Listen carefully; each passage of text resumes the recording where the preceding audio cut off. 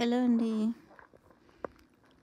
Garden update, vegetable garden update ఇద్దామని ఇప్పుడే ఒక 2 to 3 kgs చిక్కుడుకాయలు కోసామండి.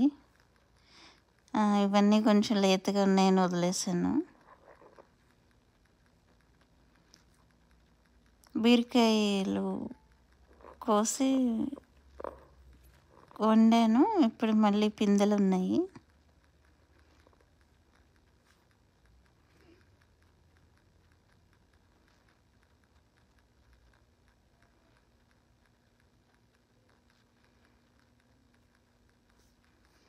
ఎండలు తగ్గితే కొంచెం బాగా కాస్తాయండి.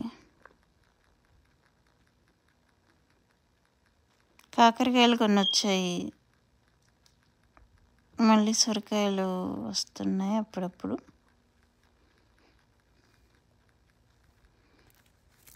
ఈరోజు సొరకాయ పులుసు చేశాను. అసలు టేస్ట్ చాలా బాగుంది.